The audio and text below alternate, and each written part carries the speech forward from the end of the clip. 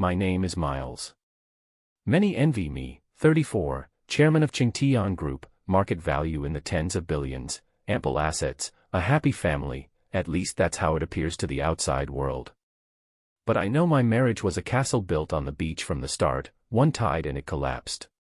Mandy and I were married for 8 years. 8 years ago I had just started my business. That was the hardest, darkest time of my life. The company was on the brink of bankruptcy. I suffered sleepless nights, hair loss, and gastric bleeding. It was then, at a business banquet, that I met Mandy. Back then Mandy wore a white dress, a faint melancholy tucked at the corners of her eyes. She had just gone through a devastating heartbreak. Her childhood sweetheart, the first love she had loved for over a decade, had married a rich girl for money. Broken and forlorn, she was desperate to find a haven to pull herself out. She was drawn to my looks, and seeing how hard I was fighting to build a business, she took the initiative to get close to me. I thought it was a gift from heaven. When I was poorest and most exhausted, she tended to my food, clothing, and shelter, gently wiping the sweat from my brow. Once the company got on its feet, we naturally got married. To make up for the hardships she endured following me, I gave her everything I could. A top-tier mansion, unlimited supplementary cards. I spoiled her into a princess, so that each day she only had to do a bit of beauty care, stroll through the shops, and have afternoon tea with the other socialites. The year the company went public, our son Leo was born. I thought that was the ultimate fulfillment of life. Until I noticed that Mandy never smiled. To be precise, she only smiled when spending my money or when facing outsiders.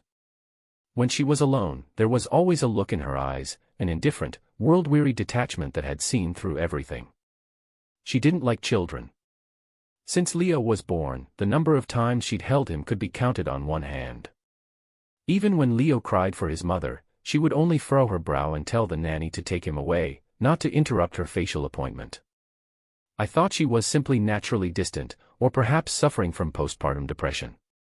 I redoubled my efforts to be good to her, trying to melt her with the warmth of the rest of my life. Until that man's arrival. Victor, the white-haired lover Mandy had abandoned her for, because of money. 5 years ago, Victor married a rich girl. 5 years later, Victor went bankrupt and divorced. There are no free lunches in this world, and there's no true love that returns for no reason. Victor relied on his ex-wife's family connections to run a branch company, but because he didn't understand how to manage it, he lost money year after year. Later he even fell into gambling, racking up enormous debts, and his ex-wife threw him out.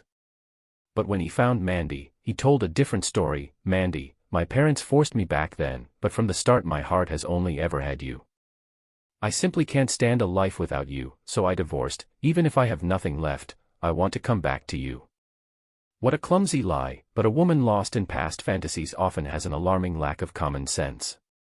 At first, Mandy pretended to refuse, but Victor knew her too well.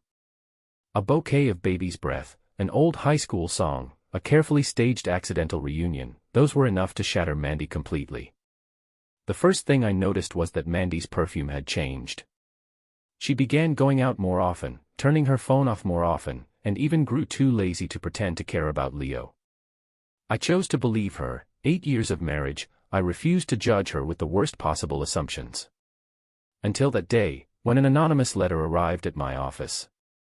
Inside was only a single photograph. In a dim bar, Mandy curled into a man's arms, her eyes filled with a passion and tenderness I had never seen in the 8 years of our life together. In that moment my world collapsed. I hired a private detective, and 3 days later a thick stack of files was placed on my desk. Inside were Mandy and Victor's hotel records, proof of the huge gambling debts Victor had racked up, and a recording of Victor bragging to his buddies over drinks that Mandy's an idiot. I throw a few sweet lines at her and she falls for it. Sooner or later she'll drain Miles's money to pay off my debts. I sat alone in the empty office, chain-smoking through the whole night as I looked at those things. So all those 8 years of my heartfelt devotion, the comfortable life I gave her, were nothing but a laughable backup plan in the face of her true love. She chose me only because back then she had no better option. I was unwilling to accept it, but my heart ached more for Leo. Leo was only 5, he needed a whole family. I swallowed the searing pain in my chest and decided to confront Mandy. If she was willing to change her mind and sever all ties with Victor, for the sake of the child, I could swallow my pride and act as if nothing had happened. But before I could speak, an emergency arose in an overseas project that required my personal presence. "Let's talk properly after I get back from the trip," I said, staring at the photo on the table of Mandy leaning against Victor, my heart turning to ash as I pulled my suitcase and left the house. I never imagined that this business trip would almost cost me my son. I finished dealing with matters abroad and flew back home. The moment the plane landed and the signal came back, my phone was bombarded, countless messages and missed calls pouring in. There were calls from the school, and from Leo's tutor, Sharon. A chill ran through me and I immediately dialed Sharon. "Mr. Miles. You finally answered. Something's happened to Leo." On the other end of the line, Sharon's voice was breathless and fraught with suppressed panic, and my blood ran cold halfway. "What's wrong with Leo?" It turned out that earlier this afternoon Leo had an argument with another child at kindergarten, was accidentally pushed down, and struck his head hard on the corner of a desk, immediately bleeding profusely. The school contacted Mandy right away, but Mandy's phone was turned off. She was entangled with Victor at a seaside resort, had been away from home for 2 full days, and couldn't even be reached through the nanny. With no other choice, the school contacted the emergency backup, Sharon. Sharon was the tutor I hired when Leo was a year and a half old. She was a top graduate from a prestigious school, kind, conscientious, and she originally had a bright future ahead interviewing with a large corporation. But her mother suffered from severe uremia and needed frequent chemotherapy sessions at the hospital. The demands of corporate work made it impossible for her to also care for her mother, and she happened to see that I was hiring a full-time tutor. During the interview, she candidly laid out her difficulties. "Mr. Miles, I need this job, but my mother needs chemotherapy. I may need to take a few half-days off each week to accompany her to the hospital. While I'm on duty, I promise to give 200% effort to take good care of Leo." I was moved by her honesty and filial devotion and gave her a 3-month trial period. In those 3 months, she took excellent care of Leo. Leo went from being a willful, insecure child to being polite and loving. More importantly, he became extremely attached to her. 3 months later, not only did I make her permanent, I also transferred her mother to the city's best nephrology hospital and paid a handsome salary, with only one condition: take good care of Leo. Sharon is a grateful person. Over these more than 3 years, she has almost loved Leo as if he were her own flesh and blood. When the school called, Sharon had just brought her mother home after being discharged. She rushed to the school without hesitation and accompanied the ambulance as Leo was taken to the hospital. Leo had exactly 5 stitches in his head. The 5-year-old, looking at his bloody hands and the needle, screamed in terror. He wouldn't let anyone touch him. He clung to Sharon's neck and sobbed until he hiccuped. Sharon held Leo like that for a full 3 hours, without a single complaint. But fate seemed unusually cruel. While Sharon was comforting Leo, the phone she had in her pocket shut off because the battery died. At that moment, her mother, who lived alone, slipped and fell heavily to the floor while going to the bathroom. Her mother frantically tried to call her, but couldn't get through. By the time Leo finally cried himself to sleep, dozing off groggily in Sharon's arms, Sharon plugged her phone in and saw a dozen missed calls from her mother and an urgent message from a neighbor: "Sharon, your mom fell, the door's locked, we can hear her moaning inside." Sharon nearly fell apart. On one side was Leo, frightened and liable to wake and scream at the slightest let go. On the other was her mother, life uncertain.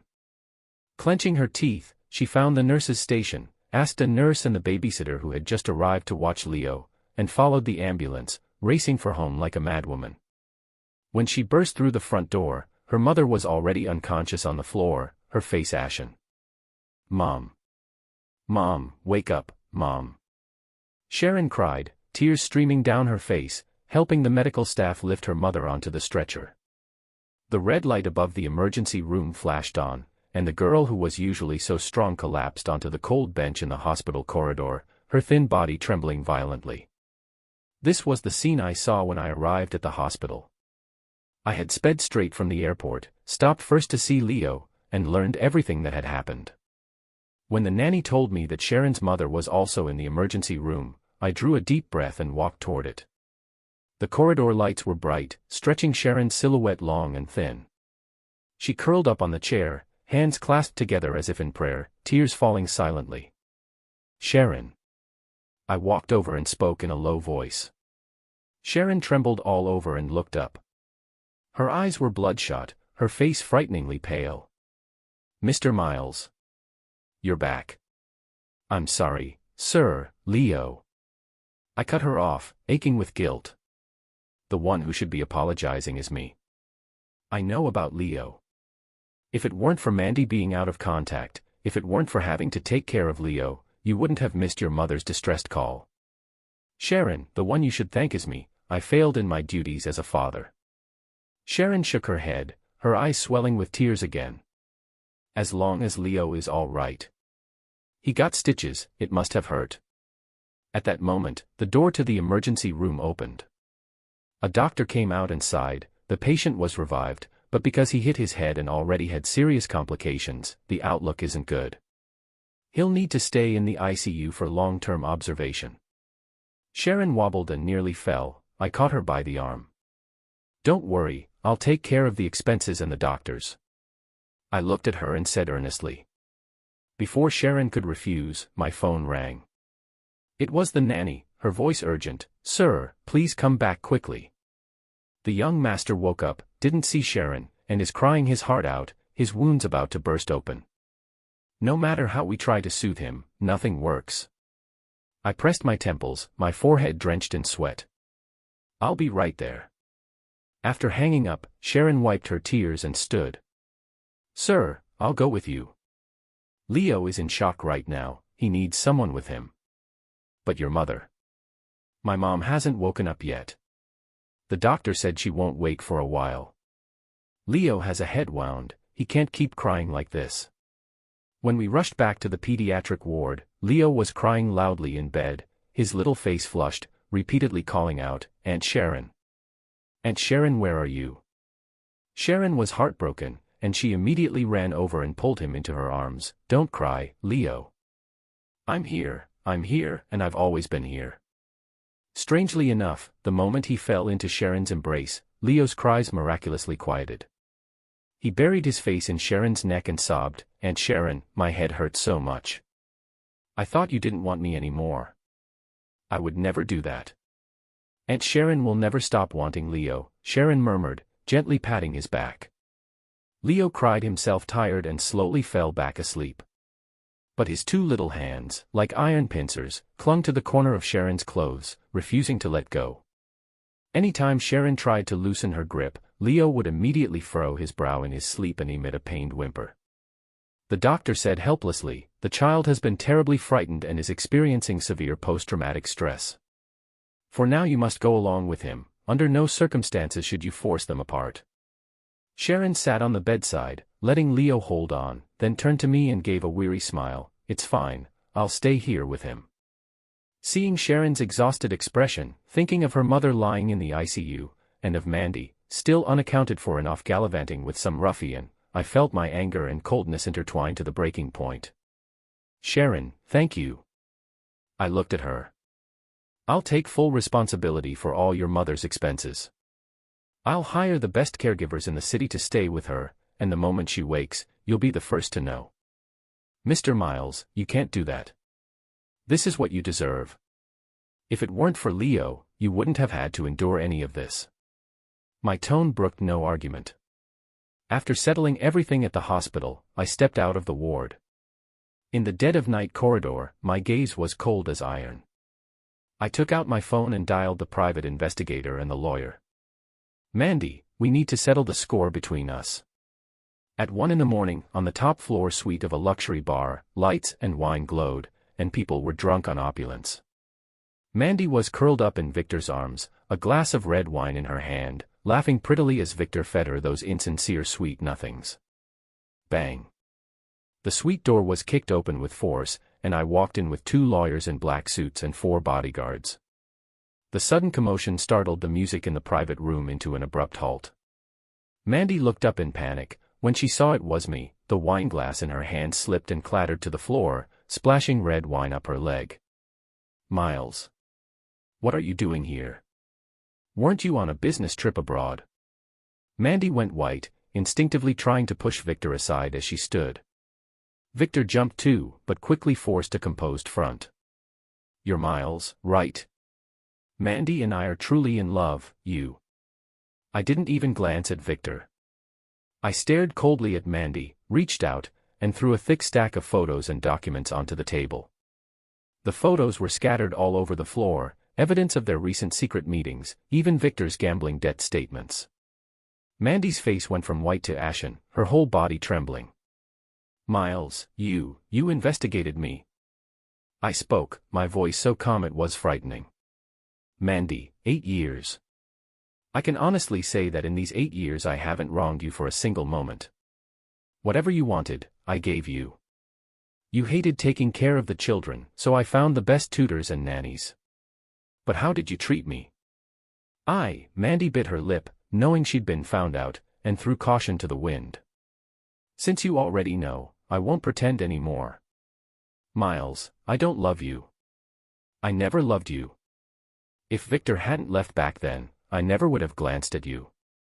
These 8 years, every single second I spent with you, has been torture. Every word struck at my heart, but oddly, hearing them stirred not the slightest ripple in me. Maybe it was from the moment I saw Sharon at the emergency room door that the last shred of fantasy I had about Mandy finally died. Fine, very well. I sneered and motioned to the lawyer to take out the divorce papers. Since that's the case, we'll divorce by agreement. The child stays with me, and you walk away with nothing. When she heard, walk away with nothing, Mandy screamed instantly, what right do you have? I stayed with you for 8 years. I even gave you a son. I deserve half of the assets. And I want custody of Leo too. Her demand for custody wasn't born of love for Leo, she knew that with a child, she could keep coming back at me for alimony for the rest of her life. Custody. I laughed as if I'd heard the world's biggest joke. Mandy, Leo got hurt at school today, 5 stitches in his head. The emergency center called you more than 30 times. Where were you? You turned off your phone and were rolling around in another man's bed. The child nearly had a serious accident, are you fit to be a mother? Mandy froze, a flicker of guilt in her eyes, but it was quickly smothered by greed. I didn't know he was hurt. Anyway, I want custody. If you don't give me custody, give me money. If you insist on taking this to court, with evidence of your adultery during the marriage and your abandonment and abuse of a minor, the judge won't only strip you of everything, you could even face criminal charges. The senior lawyer beside me spoke up at the right moment, his voice icy. Mandy panicked completely. At that moment, Victor, sitting nearby, rolled his eyes and leaned toward her, whispering, Mandy, ask for $50 million. Demand $50 million as a breakup settlement. Or else go make a scene at his company every day, or at his son's school. Big bosses like him fear bad press above all, for the sake of the child's well-being, he'll cave. Mandy grabbed at a lifeline and shouted, $50 million. Give me $50 million, I'll sign right away, and I'll never show up in front of you and the child again. I looked at those 2 ugly faces and felt nothing but disgust. I held up 2 fingers. $20 million, Mandy. I'll give you $20 million, not because I'm afraid of your making trouble, and not because of that gambling bastard Victor's instigation. I'm thinking of the 8 years you stayed with me, even if you were a stranger, for Leo's sake, I'll let you keep your last shred of dignity. Now, sign and take the money and go, refuse, and you won't get a cent, we'll see each other in court. Mandy met my cold gaze and knew this was my bottom line. $20 million was enough for her and Victor to squander for a while. Under Victor's greedy urging, Mandy signed her name on the divorce agreement with trembling hands. Holding the signed and stamped agreement as I walked out of the bar, the night wind blew on my face, bitingly cold, yet overwhelmingly refreshing. The invisible shackle of 8 years shattered completely at that moment. My lawyer friend patted my shoulder. Miles, don't be sad. In this marriage, you were an impeccable husband and a great father. It's not your fault, she just never grew a conscience. Trust me, you will meet a woman who truly knows how to cherish you. I forced a bitter smile. Forget it. Right now I just want to spend time with Leo. To spend proper time with Leo, I handed all the company's day-to-day affairs over to the deputy general manager and gave myself a long vacation. Early the next morning I carried the pot of chicken soup to the hospital to see Leo. But when I pushed open the pediatric ward door, it was empty. My heart tightened and I hurried to the nurse's station to ask, "Nurse, where is the child from room 302? The nurse smiled and said, "Sir, don't worry." After Leo woke up he insisted on finding Miss Sharon. Sharon's mother was moved to a general ward today, so Sharon took Leo over there. I breathed a sigh of relief and walked down the corridor toward Sharon's mother's ward. The door to the room was ajar.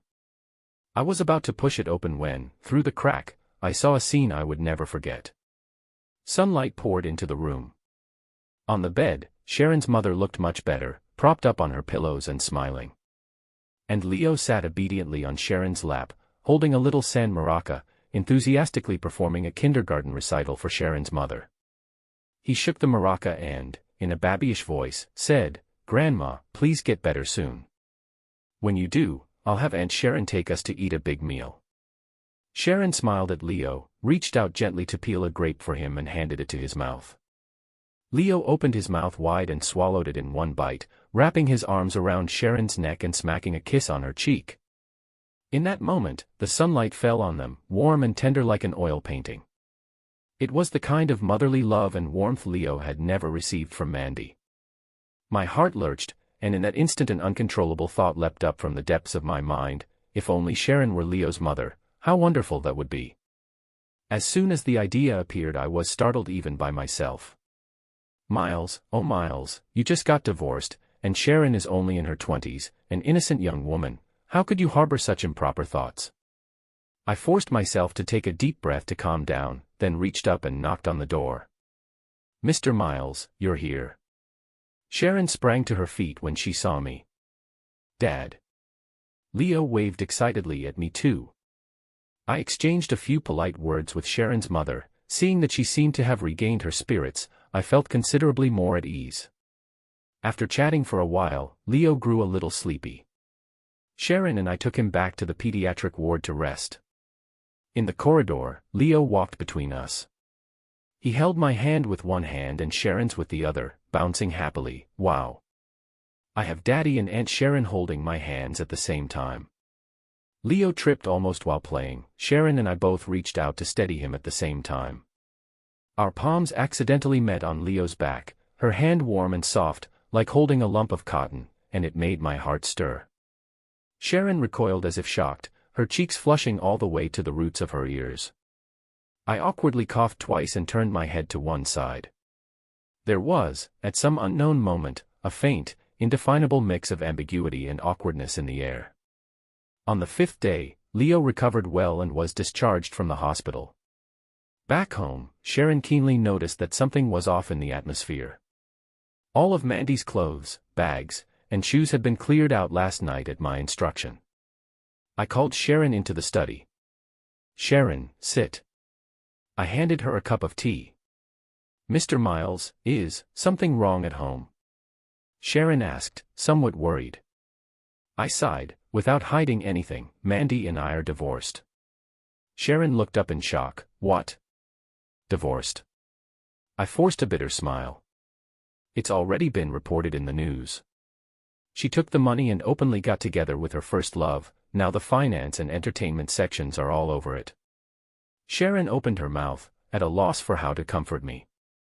I looked at her seriously. "I asked you in because I want to ask a favor. Leo is still young. I don't want him to suffer the blow of a broken family so soon. For the next few days, we'll tell him his mother went abroad on a trip. But the child will have to know sooner or later.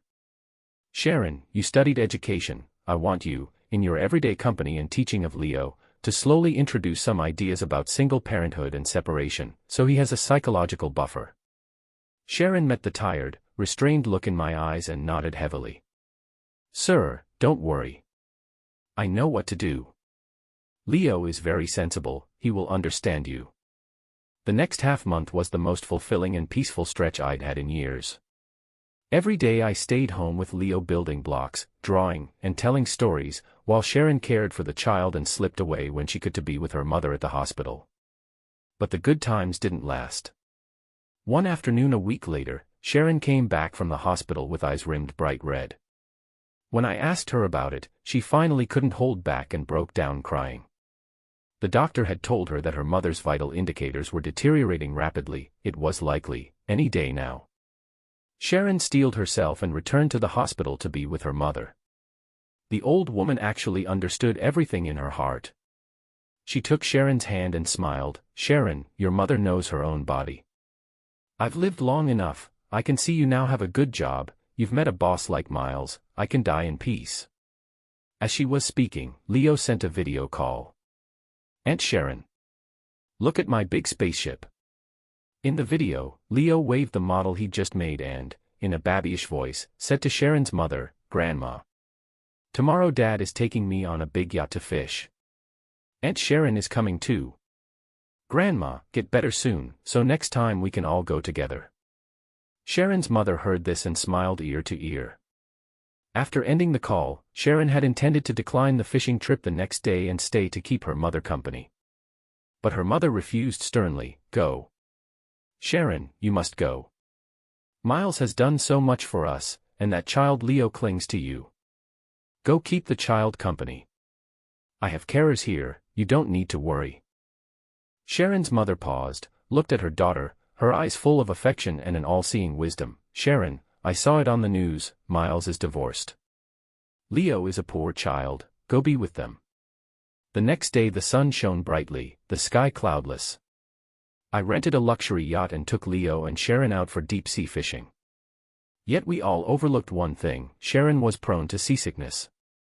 No sooner had the yacht left the near shore than the waves began to roll, and Sharon's face went deathly pale as her stomach churned violently. But seeing Leo cheering and leaping on the deck, she bit her lip, gritted her teeth against the discomfort, and forced herself to play along with him.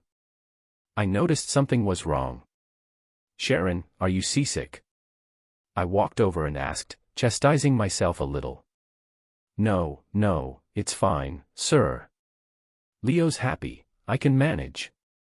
Sharon smiled weakly. "Nonsense." My tone turned stern as I took her hand. "Go lie down in the lounge. I'll call you when we arrive." I led her into the yacht's lower lounge, helped her lie down on the soft bed, and poured her a cup of warm honey water.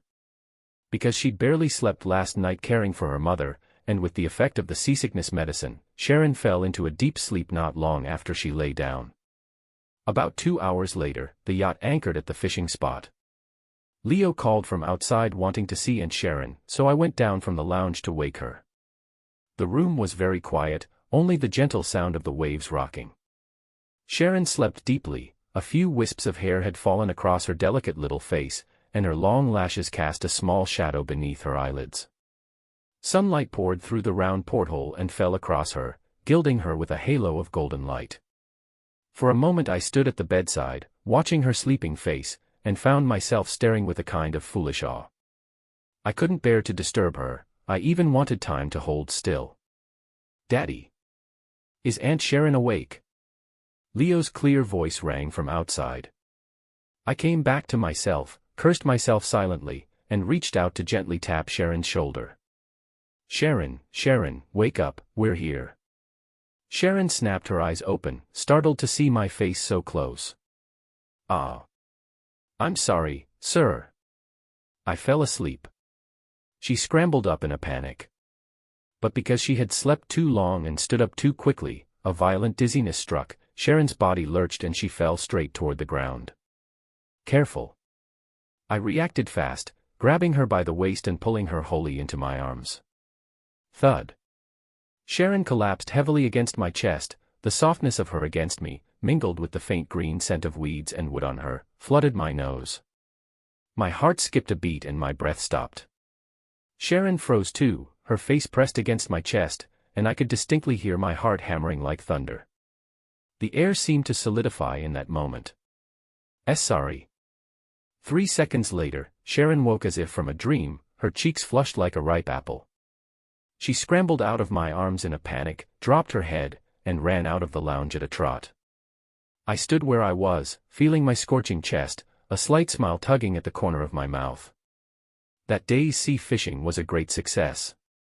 Leo caught a big yellow croaker and was so thrilled he jumped up and down. Sharon gradually got used to the rocking of the boat, and a long-missing radiant smile returned to her face. At that moment, with the sea and sky so blue and laughter all around, we felt like a real family for the first time, if only for a while, able to forget all the mundane worries of the world. However, good times are always fleeting. One day a month later, Leo suddenly ran a high fever at home. When Sharon received the news, she hurried back to the villa from the hospital, applying cooling patches and giving fever medicine, fussing through most of the night until Leo's temperature finally came down. Just as Sharon exhaled in relief and was about to close her eyes for a nap, her phone rang. It was the hospital. "Miss Sharon, please come at once. Your mother is in critical condition, she won't make it." It was undoubtedly a bolt from the blue. Sharon was instantly dazed. She hung up the phone, stood up, stumbled, and nearly fell hard to the floor. I happened to be coming in with a cup of hot milk and caught her. Sharon's eyes were hollow, her face as pale as paper, her whole body trembling like a leaf in the autumn wind.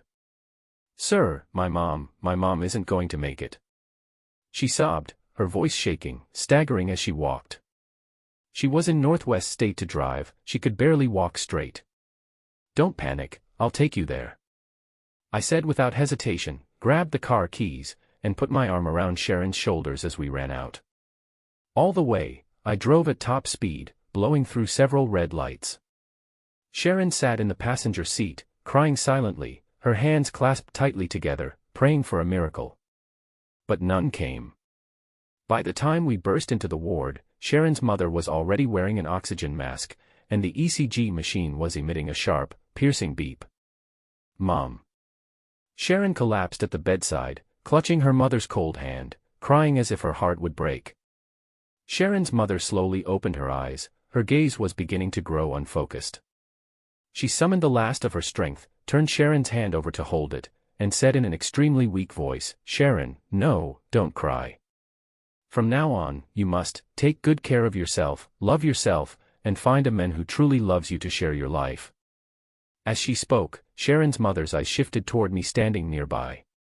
Watching the devastated girl before me, seeing the endless concern and reluctance in the old woman's eyes, I could no longer suppress the feelings surging in my own heart.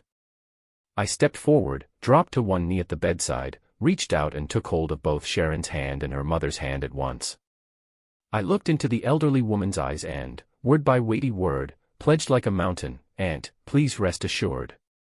I swear to you here and now, for the rest of my life I will care for Sharon with my very life, protect Sharon, and never allow her to suffer the slightest wrong." When Sharon's mother heard my promise, the tension that had gripped her face eased in an instant. A look of relief and serenity spread across her mouth, she loosened her grip on our hands, and the monitor flattened into two parallel lines. "Mom." Sharon's desperate cry rang out in the ward. The arrangements for Sharon's mother's funeral were solemn and dignified. Sharon was an extraordinarily strong girl. During those days of mourning she bore the immense pain without shedding a single tear, quietly cooperating with every procedure. She wanted her mother to leave in peace and with honor. It wasn't until the moment the urn was buried and the headstone set that the long-suppressed emotions finally burst forth like a mountain flood. Sharon knelt before the tombstone, clinging to the cold stone, and let out a heart-rending howl.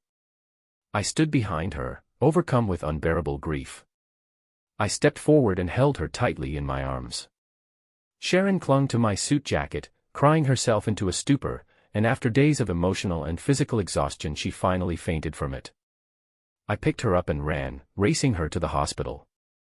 The doctor sighed after examining her. "It's nothing serious, just collapse from excessive grief combined with prolonged fatigue. She needs rest and recuperation." In the ward, Sharon lay quietly in bed receiving N4. I stayed by her side, holding her hand, not daring to leave for a moment, and before I knew it I had fallen asleep leaning on the head of the bed. I don't know how long had passed when Sharon slowly came to. She saw me at the bedside, hand clenched tightly around hers, a sparse stubble shadowing my chin. Her eyes were full of complicated feelings. She tried to gently pull her hand away. At that movement, I woke up at once. Sharon. You're awake. How do you feel? Still dizzy? I asked anxiously. Sharon withdrew her hand awkwardly and avoided my gaze. I'm fine now, sir. Thank you. At that moment the door opened and the housekeeper arrived at the hospital with Leo. Aunt Sharon. The moment Leo saw Sharon lying in the hospital bed, his eyes instantly filled with tears. He rushed over and hugged her. Aunt Sharon, what's wrong? I'm so worried about you. Sharon gently stroked Leo's head, soothing him. Watching their tender interaction, my resolve only grew stronger. After we were discharged and back home, I sent Leo down for his afternoon nap, then brought Sharon into the study. We sat facing each other. Sharon, we need to have a serious talk. I looked her in the eye and got straight to the point. Sharon kept her head down, her fingers gripping the hem of her skirt, looking a little awkward. Before my aunt died, I made her a promise. It wasn't a comforting lie said to appease her. I looked utterly serious. My feelings for you are sincere. Sharon, I like you. Not because you need care, and not because Leo depends on you, but because of who you are. You are kind, resilient, beautiful, and you deeply attract me. At my blunt confession, Sharon's body trembled. She looked up, her eyes full of pain and conflict. Mr. Miles, thank you for your deep affection. But, we cannot be together. Why? First, I'm only Leo's tutor, there's too great a gap between our positions. Second, and most importantly. Sharon's voice wavered with a sob. Leo is only 5.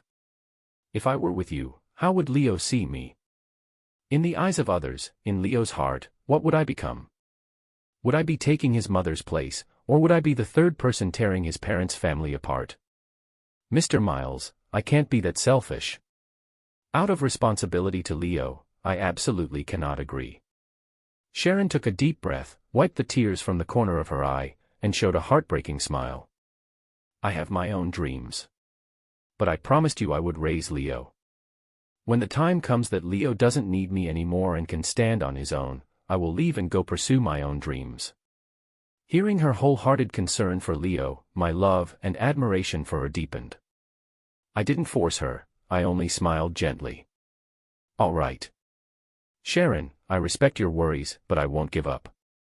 From today on, I won't pressure you to make any decisions, let things take their course. But I'll express my feelings to you, and you won't refuse my kindness, okay?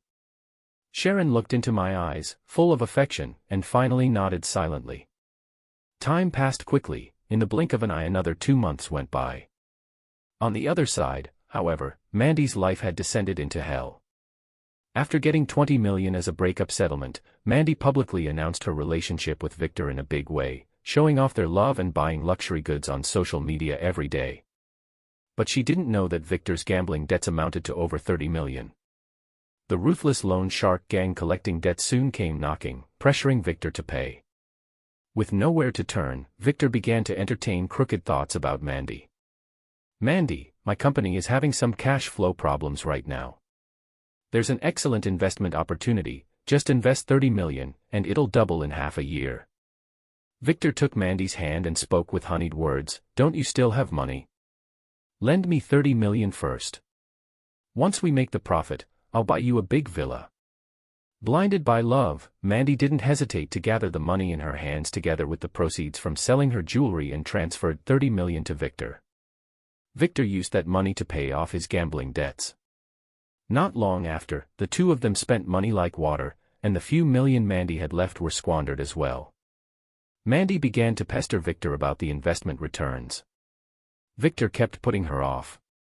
Finally, one day, Mandy was outside the hotel when she accidentally overheard Victor on the phone. Over the line, Victor arrogantly and contemptuously said that Mandy is just an idiot. If I couldn't squeeze $20 million more out of Miles, would I bother playing this faded flower? Now she hasn't a penny left, I was already sick of her. In a few days I'll dump her. Mandy, standing outside the door, felt as if struck by lightning, her whole body turned ice cold. She barreled inside to confront Victor, and he immediately showed his true colors. With one slap he sent her sprawling to the floor, snarling viciously, "Get out. Look at yourself before you talk, you think you amount to anything." Mandy fell into complete despair. The money was gone, the love was gone, and her reputation was gone too. In extreme remorse and having nowhere left to turn, she thought of me. She thought of the big boss Miles who once held her in the palm of his hand and was worth over $1 billion, and of the son she had abandoned. Agreements. Morals. Dignity. In the face of survival, she tossed them all aside. That afternoon, loud shouting and banging came from the villa's gate. "Miles. Come out here. Leo. Mom has come to see you. Miles, you heartless, ungrateful man." Mandy was throwing a tantrum and rolling on the ground outside the villa gate, drawing curious glances from passers-by. In the living room, Sharon and I looked displeased. "Sir, outside is," Sharon said, a little worried. I was about to find an excuse to explain to Leo, "Leo, there's a homeless man outside begging for food, Daddy is going to deal with it." "Dad, you don't have to lie to me." Leo, who had been sitting on the sofa reading, suddenly spoke. His voice was steady in a way that didn't belong to a 5-year-old. Sharon and I were stunned. Leo put down his book, looked up at us, his small face wearing a calm beyond his years. "I know who's outside the door, that's Mom. I already saw the news about your divorce a while ago. I know you and Aunt Sharon have been hiding it for my sake." "Leo," Sharon cried out in pain. Leo came over and took hold of Sharon's and my hands. "Dad, Aunt Sharon, I'm grown up now. Some things have to be faced sooner or later, let's face this together now." Seeing such a sensible Leo, Sharon and I exchanged a glance, feeling both comforted and pained. I instructed the nanny, "Bring her into the living room." A moment later, Mandy was led in by the nanny. Her hair was disheveled, her clothes creased, she no longer carried the air of a socialite and looked utterly miserable. As soon as she stepped into the living room and saw me, she let out a plop and tried to kneel, tears and snot streaming down her face. "Miles. I was wrong. I really was wrong. That bastard Victor lied to me. He tricked me out of every last penny. Miles, for the sake of 8 years of being married, won't you forgive me just this once? Let's get back together." Seeing Leo beside me, she seemed to spot a lifeline and lunged toward him to embrace him. "Leo. My good son. Mommy missed you so much. Let Mommy hold you." Leo nimbly stepped back a few paces and slipped behind Sharon, his eyes cold as he stared at her. Mandy stood there awkwardly. "Leo, I'm your mother. You can't live without your mom, can you?" I looked at her coldly. "Mandy, I let you in because of Leo. He has something to say to you." Mandy, thinking Leo would speak up for her, quickly nodded. "Leo, say it, Mommy is listening." Leo stepped out from behind Sharon, his small body standing straight. He looked at the woman who had given birth to him and asked a string of weighty questions. "Do you know what a mother is? Do you know how to be a mother?" Mandy froze completely. Leo lifted his head, his eyes carrying an indescribable mix of maturity and sadness. "From the time I could understand anything, I never experienced what a mother's love feels like. It was always Aunt Sharon taking care of me. When I wanted to be close to you, when I wanted you to hold me, you would always push me off onto Aunt Sharon with disdain, as if I were getting in the way of your appointment at the beauty salon. When I was bleeding from a head wound at school and crying while getting stitches at the hospital, where were you?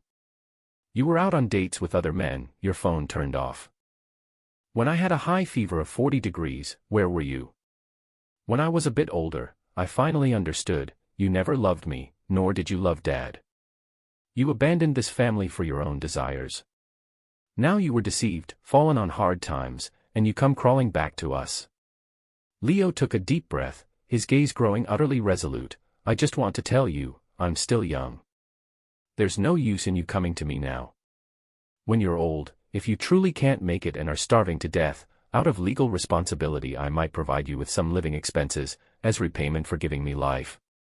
But for now, I don't want to see you at all. Please leave my house." When the child finished speaking, the entire living room fell into a deathly silence. Sharon and I were stunned beyond words. We never would have imagined that a 5-year-old could see things so clearly, and be able to say something so logically coherent and morally upright. Mandy went utterly pale, her mouth hanging open, unable to utter a single word. I snorted coldly, breaking the silence. Mandy, hear that? Even a child sees through you. For Leo's sake, this is the last time I'll help you. I'll have my legal team assist you in pursuing the loan that Victor swindled from you. As for anything between us, it's over. Then have the nanny show her out. Miles. Leo. Mandy screamed as the nanny and security guards hauled her out of the villa. After the commotion, the living room fell quiet. Sharon and I stared at Leo in stunned silence, at a loss for words. Leo, however, acted like a little grown-up.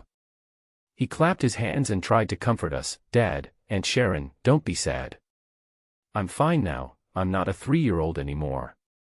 As he spoke, Leo took Sharon's hand, tilted his small face up, and with utmost seriousness said, Aunt Sharon, I'm still little. I still need a mother's love. I need a mom, will you be my mom? Sharon's eyes reddened, she was so moved she couldn't find the words. Leo turned back, winked at me, and teasingly said, Dad, you better go for it. Hurry up and win Aunt Sharon over, or if someone else snatches her away, where do you think you'll go to cry then? Having said that, the kid giggled, bolted back to his room like a flash, and considerately left the whole living room space to the two of us. Only Sharon and I remained in the living room. After Leo's interruption, the mood felt especially awkward and cramped. Sharon's face was as red as a steamed crab. She kept her head down and twisted her hands, at a loss. Seeing her shy and adorable demeanor, I knew I couldn't stay passive any longer. Leo had already removed every obstacle for me, the remaining step had to be taken by me, as a man. I stepped forward and took Sharon's hand. This time, she did not struggle. I looked at her gently. Sharon. You heard what Leo said just now. The concerns you have, about your identity, about Leo's mental capacity, about this so-called third party, none of them exist. Leo is more sensible than we imagined, and he truly hopes you'll become his mother. Sharon lifted her head, tears glinting in her eyes. I squeezed her hand. Give me, and yourself, a chance, okay? For the rest of your life, let Leo and me protect you. Sharon looked at me with a gaze full of love and resolve. After holding back for so long, her tears finally fell. This time they were tears of happiness, and she nodded firmly, yes. I pulled her into a tight embrace. 1 year later. A grand and warm wedding was held on the lawn by the sea. Blue sky, white clouds, the ocean, flowers. Sharon wore a pure white wedding dress, breathtakingly beautiful. I wore a bespoke suit, standing at the end of the red carpet waiting for her. Amid the blessings and cheers of family and friends, Leo in a little suit and bow tie, serving as our best man and ring bearer, walked onto the stage. Holding the microphone, Leo cleared his throat and began his speech. Hello everyone, I'm Leo. Today is the big day when my dad and mom Sharon are getting married. I remember the first book Sharon's mom read to me the first time she came to our house. I remember when I hurt my head, Sharon's mom held me and cried all night. I remember when I had a fever, Sharon's mom stayed by my bedside through the night, and I remember so many, many kindnesses Sharon's mom showed me.